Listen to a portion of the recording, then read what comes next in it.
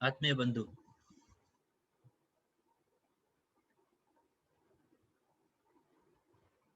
कुछ दशक पूर्व विद्यालयों में, स्कूल्स में हम अक्सर सुना करते थे, विद्या ददाति विनयम सा विद्या या विमुक्तये। इस तरह के कई इंस्पायरिंग स्टेटमेंट्स, इस तरह के कई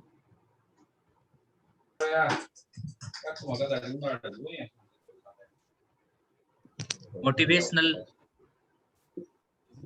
जो संस्कृत श्लोक होते थे और जो गाइडिंग फिलॉसफीज होता था, एथिक्स होता था, वो हम सुना करते थे। किंतु आज सिचुएशंस, परिस्थितियां थोड़ी सी भिन्न है। आज हमें इस तरह के जो संस्कृत के इंस्पायरिंग स्टेटमेंट्स है, जो इंस्टीट्यूशंस के ओनर्स, शिक्षक, टीचर्स, इनसे अक्सर सुनने को मिलता था, देखने को मिलता था, वो आज हमें नहीं मिलता है। उसका एक मुख्य कारण जो है वो है कि उस समय में हम, उस काल में हम सब में, शिक्षक में, स्टूडेंट्स में, शिक्षण संस्थाओं के मालिक में, इन सब में श्रद्धा की भावना थी। हम सब इस बात को स्वीकार करते थे कि श्रद्धा है तो विद्या है, श्रद्धा है तो शिक्षा है, और श्रद्धा है तो मानवता है। परंतु कुछ दशक में श्रद्धा से भी ज्यादा जो प्रचलित हुआ शब्द, चाहे वो मीडिया के जरिए हो, एनजीओ के जरिए हो, या शिक्षण संस्थाओं के ही द्वारा किया गया हो, जो शब्द ज्यादा प्रचलित हुआ वो हुआ अंधश्रद्धा। क्योंकि हम श्रद्धा की बात कर रहे हैं, इसलिए इस शब्द को बोलना आवश्यक है, क्योंकि श्रद्धा बोलते ही हमारे मन में अंधश्रद्धा वाली शब्द जो है वो ज्यादा विचारणीय हो जाती है। आप टेक्निकली देखेंगे, हम आगे जाकर के समझेंगे इस बात को कि श्रद्धा जब जो शब्द है, वहां अंध शब्द का प्रयोग जो है वो टेक्निकली वो शब्द का प्रयोग ही गलत है। परंतु हमारे मानस में श्रद्धा बोलते ही अंधश्रद्धा जो है वो उभरने लगता, और शायद हम श्रद्धा के समझ को वहीं तक सीमित करके रख दिए हैं। तो आज के जो सेशन है उसका उद्देश्य ये है कि शिक्षण संस्थाओं में हम श्रद्धा का जो प्रयोग है वो कितना महत्वपूर्ण है, उसको जानने के लिए, समझने के लिए हमें श्रद्धा शब्द को समझना पड़ेगा। तो आज के सेशन में हम श्रद्धा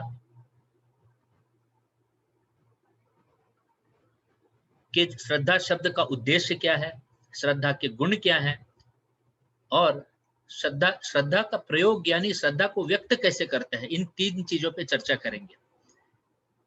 आने वाले सेशन में हम श्रद्धा के जो कंस्टिट्यूटिंग एलिमेंट्स हैं, श्रद्धा किन चीजों से निर्मित होता है, इसको भी समझेंगे। तो सर्वप्रथम हमें यह समझना आवश्यक है कि श्रद्धा का उद्देश्य क्या है। श्रद्धा तो और इन चीजों को हम गीता के पर्सपेक्टिव में ही समझेंगे आज। तो गीता का जो चौथा अध्याय है उसका 39th एंड 48th श्लोक में श्रद्धा शब्द का जो है वो प्रयोग हुआ है। आप जो सबसे प्रचलित श्लोक है श्रद्धा के ऊपर वो है श्रद्धावान लभते ज्ञानम तत्परः संयतेन्द्रिय। आप लोग अक्सर सुनते होंगे इस श्लोक को, परंतु इसमें तत्परता संयतेन्द्रिय को छोड़िए, श्रद्धा का जो गोल है वो क्या हो रहा है कि ज्ञान का लाभ जो है उसकी प्राप्ति होगी यदि श्रद्धा है। तो यदि श्रद्धा को हम हटा दें तो श्रद्धावान लभते ज्ञानम नहीं रह जाएगा, यानी ज्ञान की प्राप्ति नहीं होगी। तो one of the goal is कि श्रद्धा होने से हमें ज्ञान की प्राप्ति होगी। इसलिए विद्यालयों में जो है श्रद्धा की जो भावना है उसके ऊपर में पहले उस वातावरण को, उस भावना को विशेष तरीके से संभाल कर रखा जाता था। तो जो गीता का जो 39वां श्लोक है उसमें तो श्रद्धावान लभते ज्ञानम है। जो 40वां श्लोक है वो कहता है अश्रद्धेधानश्च संशयात्मा, यानी कि यदि श्रद्धा नहीं अश्रद्धा है तो वो संशयात्मा यानी संशय की स्थिति जो है वो क्रिएट करता है। तो श्रद्धा का दूसरा गोल क्या है? हमारे जीवन से संशय को हटाना। संशय को हटाना का अर्थ जो है वो पहले श्लोक से ही मैच करता है कि संशय कब नहीं रहेगा, किस स्थिति में? जब ज्ञान होगा, यानी क्लैरिटी रहेगी तो संशय नहीं होगी। तो ओवरऑल जो श्रद्धा का उद्देश्य है वो है हमारे जीवन में ज्ञान को लाना, संशय को मिटाना, ये उसका उद्देश्य है। अब यहाँ पर दो शब्द आई है दोनों श्लोक में। पहला जो 39वां श्लोक है वो कहता है श्रद्धा, और 40वां श्लोक है वो कहता है अश्रद्धा। यानी श्रद्धा और अश्रद्धा ये दो स्थिति, अंधश्रद्धा कोई स्थिति नहीं है। और श्रद्धा है तो वो ज्ञान की तरफ ही लेकर के जाना है। तो अंधश्रद्धा होगी तब तो ज्ञान की प्राप्ति ही नहीं है। अश्रद्धा जो है वो समझा जा सकता है, अश्रद्धा मतलब श्रद्धा ही नहीं है। तो ये दो ही स्थिति है। अब धीरे धीरे हम इस आगे सेशन में भी, पहले सेशन में भी मैं इन चीजों की चर्चा करता हूं कि हमने इन शब्दों को, जैसे श्रद्धा शब्द है, इन शब्दों को इंग्लिश वोकैबुलरी के अराउंड समझने का प्रयास किया है हमेशा, और इसीलिए हम इन शब्दों की गहराई में उतर नहीं पाते हैं। तो इंग्लिश वोकैबुलरी के अकॉर्डिंगली यदि हम श्रद्धा का वर्ड हम कोई ढूंढे हैं तो क्या मिलेगा हमें? Devotion, trust, faith, belief, conviction. किसको बोले हम श्रद्धा? हम इनको श्रद्धा नहीं बोल सकते। क्यों?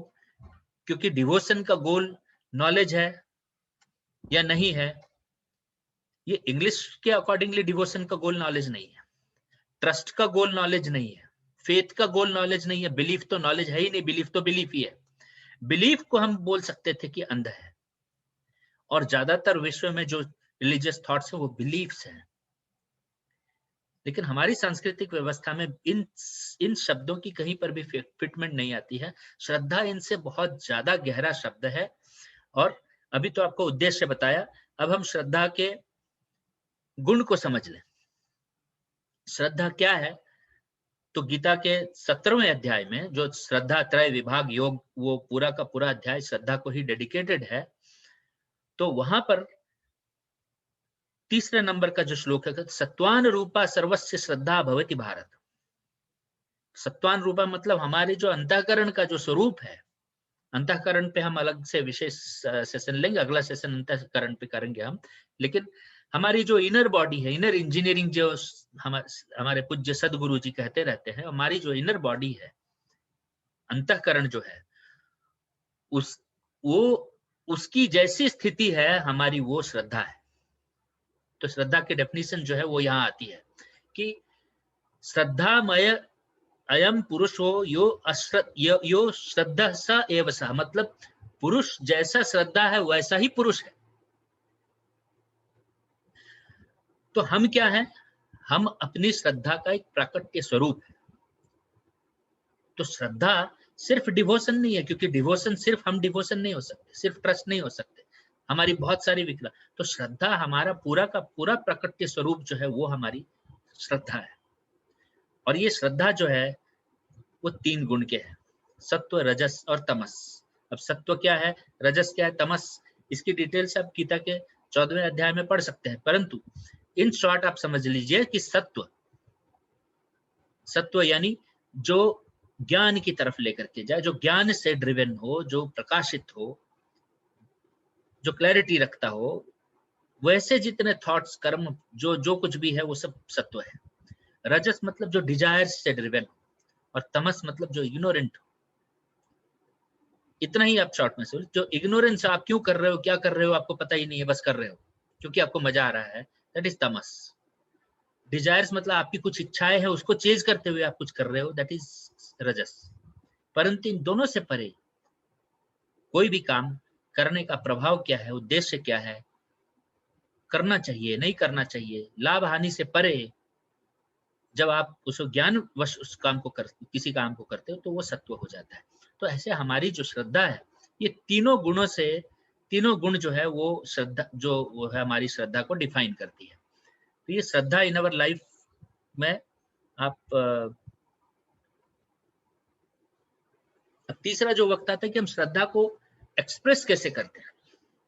ये एक्सप्रेशंस बहुत इंपॉर्टेंट इसलिए है क्योंकि आप घर में, विद्यालय में, इंस्टीट्यूशंस में ये इन एक्सप्रेशंस के ऊपर काम कर सकते हैं। श्रद्धा का जो उद्देश्य है ये समझने वाली बात है। श्रद्धा के जो गुण है ये ज्ञान में लेने वाली बात है। किंतु जो आपको यदि श्रद्धा ग्राउंड पे रियलिटी में लानी है, आने वाले जनरेशन्स में लानी है, हमारे अंदर लानी है, तो श्रद्धा एक्सप्रेस किन चीजों से होती है इसको समझना बहुत आवश्यक है। और गीता का 17वां अध्याय बस उसी के ऊपर है। तो जो चौथा श्लोक है गीता का वो ये कहता है कि यजन्ते सात्विका देवान अक्षर अक्षांसी राजस। अब देखिए, मैं उस श्लोक में ज्यादा नहीं जाऊंगा, आपके पास गीता है, आप पढ़ सकते हैं उसको और विस्तार से जान सकते हैं। यहाँ हम ब्रीफिंग कर रहे हैं श्रद्धा को। तो श्रद्धा के ऊपर गीता ने 17वें अध्याय में 5 मुख्य ऐसे कर्म है हमारे जिसके ऊपर में उन्होंने चर्चा की है गीता ने, और उनमें से एक है पूजा। यजन्ते सात्विका देवान, यजन्ते यानी पूजा, सात्विक पूजा किसकी? देव की। यक्ष रक्षांसी राजसा, यक्ष की, राक्षस की पूजा वो राजसिक पूजा। प्रेतान भूत गणांश यजन्ते तमसा जना, यानी जो हम प्रेत की, मजार की, इन सब की जो पूजा करते हैं ये तामसिक पूजा है। गीता ने नहीं कहा कि ये गलत है, ये सही है। गीता ने ये कहा कि तामसिक यानी अज्ञानतावश आप कर रहे हो, राजसिक यानी आप किसी न किसी डिजायर और इच्छा की पूर्ति हेतु आप वो पूजा कर रहे हो, और सात्विक पूजा यानी आपको पूजा करना चाहिए, जीवन है तो इसलिए आप कर रहे हो, आप उसको राइटियस मानते हो इसलिए कर रहे हो। और किसकी कर रहे हो? देव। देव यानी क्या? जो लाइफ सपोर्टिंग एनर्जीज हैं प्रकृति में, उसको हमने देव कहा। संस्कृत के शब्द में हमने उसे देव कहा। इंग्लिश में उसका शब्द नहीं है, उसको डीटी बोलते हैं वो। बट डीटी के जो है उससे हमारे देव का जो अर्थ है वो निकल के नहीं आता है। इसीलिए इंग्लिश वोकैबुलरी से हमें संस्कृत कभी भी, हमारे शब्द और संस्कृति को समझने का प्रयास नहीं करना चाहिए, कंफ्यूजन होती है। डीटी जो है वो उनके गॉड के परसेप्शन के हिसाब से डीटी लिखा है, इसीलिए वो बोलते हैं हमारे इतने 33 करोड़ देवी देवताएं हैं, यानी डीटीज हैं। डीटीज नहीं है, ये देवी देवताएं जो है ये प्रकृति में जो शक्तियां हैं, जो हमारे जीवन को, प्रकृति को संचालित करते रहते हैं, उन्हीं को हमने देवी और देवता कहा है। तो उनकी पूजा करना यानी उनके साथ समन्वय बना करके चलना, ये सात्विक पूजा है।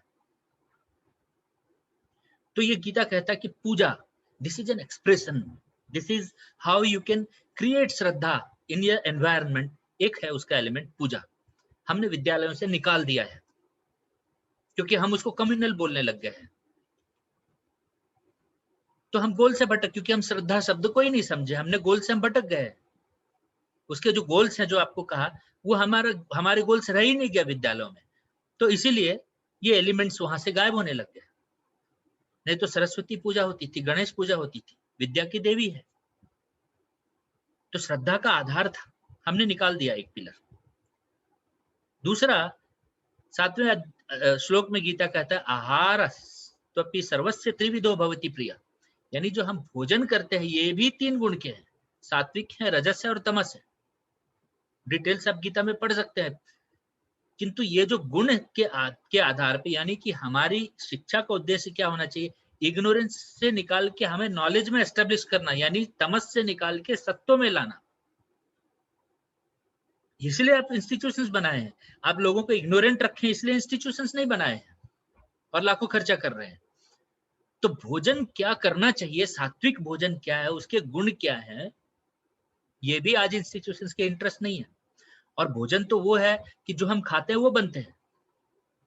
आप वेजिटेरियन खाएं या नॉन वेजिटेरियन खाएं, आप जो भी जाए वो आपका ही शरीर बन रहा है।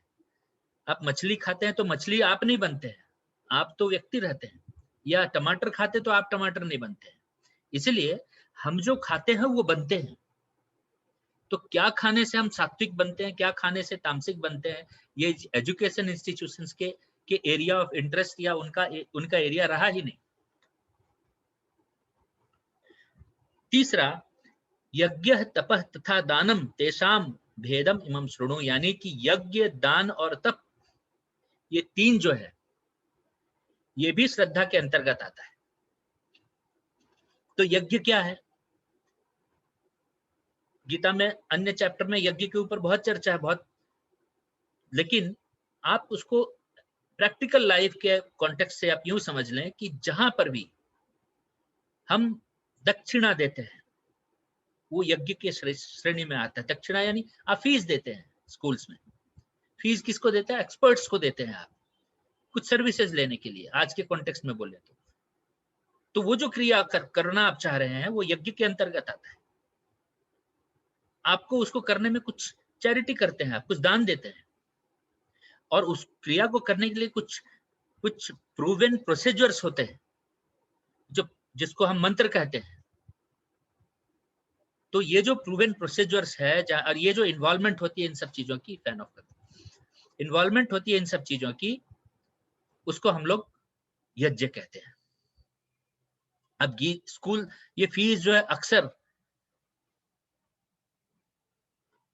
अक्सर गुरुकुल में दक्षिणा शिक्षा समाप्त होने के बाद लिया जाता था।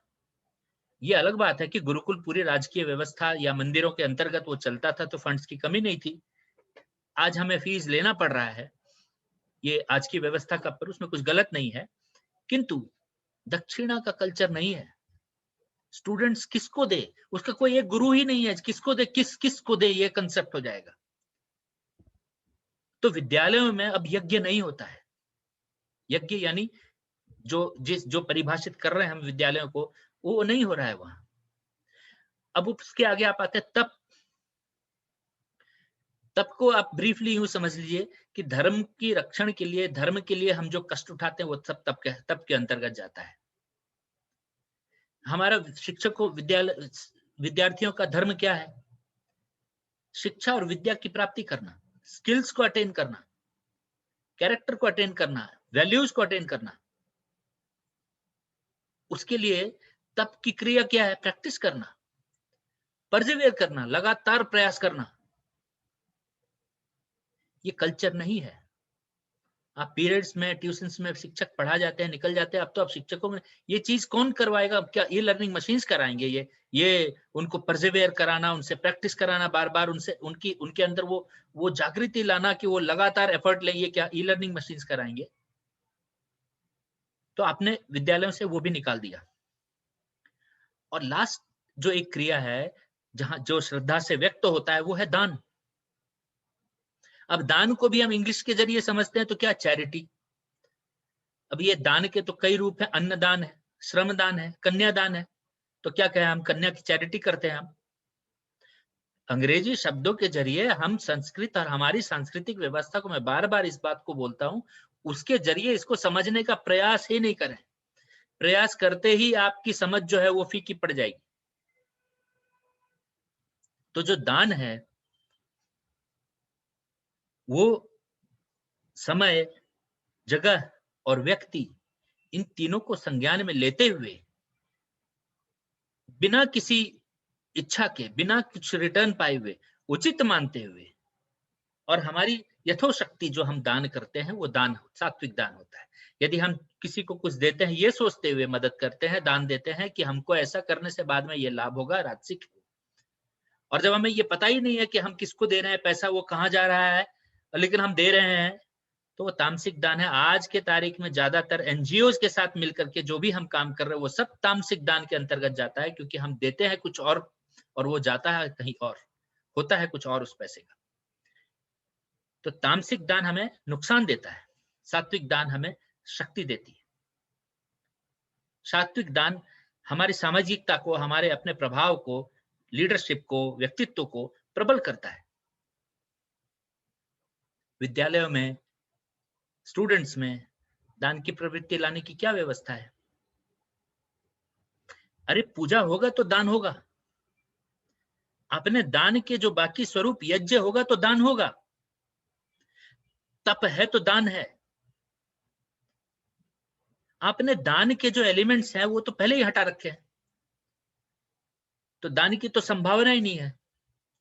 तो ये गीता श्रद्धा के जो व्यक्त करने के जो 5 एलिमेंट्स के ऊपर गीता ने व्याख्यान दिया है 17वें अध्याय में, आपने अपने शिक्षण संस्थाओं से और अपनी व्यवस्था से भी, अदर देन इंस्टीट्यूट्स ऑल्सो, आपने सामाजिक व्यवस्था से भी, आपने सरकारी व्यवस्था से भी, हर जगह से आपने इन श्रद्धा के इन एक्सप्रेशंस को, इन एलिमेंट्स को आपने पूरी तरह से ध्वस्त कर दिया, हटा दिया है। तो श्रद्धा का अस्तित्व कहाँ रहेगा? श्रद्धा इन्हीं चीजों को करने से, इसी एनवायरनमेंट में श्रद्धा का जन्म होता है। हमने हटा दिया है तो श्रद्धा का अस्तित्व अब नहीं है, ऐसा मान लेना चाहिए हमें। किंतु श्रद्धा चाहिए, उसके बगैर मानवता नहीं आएगी। शिक्षा तो दूर की बात है। शिक्षा में एक बहुत ही प्रचलित जो हम बचपन से सुनते आए हैं, आज के स्टूडेंट्स नहीं जानते होंगे, नहीं सुनते होंगे, गृह त्यागी कागचेष्टा स्वान निद्रा अल्पहारी बको ध्यानम विद्यार्थी पंच लक्षणम। यानी विद्यार्थियों के ये 5 लक्षण होते हैं। और अब आप देखिए कि गीता ने जो श्रद्धा के 5 एलिमेंट्स दिए हैं उसके कितने करीब है ये श्लोक। जिसने भी इन 5 लक्षण को जिस ऋषि और जिस भी विजडम से हमारे पूर्वजों ने बनाया है, उन्होंने श्रद्धा को ध्यान में रख करके इसकी निर्माण की होगी, इस कहावत की। दान, गृह त्यागी, विद्यार्थी पहला ध्यान तो ये करता है कि मैं गृह को ही त्याग देता हूं। त्याग से दान आता है। जब तक वो त्याग की भावना से विद्यालय में एंट्री नहीं है, दान की प्रवृत्ति की उत्पत्ति नहीं होगी। इसलिए गृह त्यागी, और गृह में यदि वो इन्वॉल्व है, जो डे स्कूल्स में आजकल होने की वजह से होता है वो, तो उसके अंदर त्याग की भावना, वो फिर वो अपने आप को डेवलप करने की जगह वो अपने घर के और सामाजिक और पारिवारिक समस्याओं को वो देख रहा है और उसमें उसका मन उलझता है, स्थिर नहीं रहता उसका मन। दूसरा है काग चेष्टा, तप यानी तपस करना, प्रयास करना लगातार बिना रुके, कौवे के जैसे, काग चेष्टा। तीसरा है यज्ञ करना, स्वान निद्रा। यज्ञ यानी एनलाइटनमेंट आएगी, किससे आएगी? यानी जीवन में निद्रा अवस्था जितना कम है, हम जानते हैं एक जागृत अवस्था, एक निद्रा अवस्था, एक कारण अवस्था है।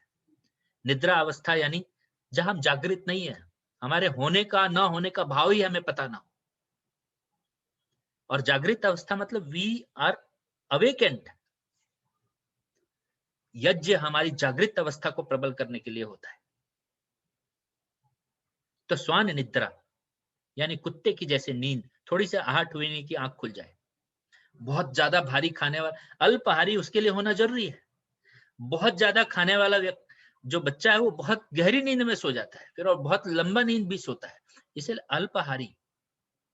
इसका हेल्थ के ऊपर कोई प्रभाव नहीं, हेल्थ के ऊपर अल्पाहारी जो है ज्यादा हेल्दी होता है, वो अलग कहानी है, उस पर हम नहीं जाएंगे। और बको ध्यानम, पूजा जो है वो हमारे ध्यान को प्रबल करने के लिए, ध्यान कैसा, बगुले के जैसा ध्यान, वो पूजा है। तो पूजा ध्यान किस पर? गुरु पे, गुरु सेंट्रिक एथिक्स प्रिंसिपल्स पे, उसको संभाल के रखना। और उसको संभालने से क्या होगा? कागचेष्टा, एक्सेलेंस आएगी, तपस आएगा जीवन में। और उसको संभालने के लिए क्या है? सेल्फ कंट्रोल, इंद्रिय निग्रह, सेल्फ कंट्रोल। अल्पाहारी, अल्पाहारी होने की जो प्रक्रिया, वो सेल्फ कंट्रोल की प्रक्रिया को प्रबल करता है। और गृह त्यागी करेंगे यानी ईगो फ्री यदि हमारा माइंड होगा, तो एनलाइटनमेंट, अवेकनमेंट ये स्वतः होता जाएगा। तो श्रद्धा ये मूल है, ये सीड है, इसके बगैर एजुकेशन जो है वो संभव नहीं है। श्रद्धा, जैसे आपको कहा कि श्रद्धा, हम जो है वो हमारी श्रद्धा ही है। हमारा चरित्र, हमारा व्यक्तित्व, पर्सनालिटी, कैरेक्टर, एटीट्यूड, इमोशंस, इन सब की टोटलिटी जो है वो है श्रद्धा। हमारे जो अंतःकरण शरीर है वो है श्रद्धा। अंतःकरण पे हम अगले सेशन में हम चर्चा करेंगे। और जो हमारी शिक्षण संस्थान है, उसका उद्देश्य है कि हमारे अंदर सात्विक श्रद्धा को एस्टेब्लिश करे, ताकि हम जो कुछ भी लक्ष्य अपने जीवन में निर्धारित करें उसे पा सकें, चाहे वो एकेडमिक लक्ष्य हो, बिजनेस लक्ष्य हो, किसी तरह का कैरियर हो, हम उसे पा सके। उसका जो आधार है वो सात्विक श्रद्धा है। धन्यवाद। अब आप क्वेश्चन आंसर के लिए सेशन ओपन करता हूँ।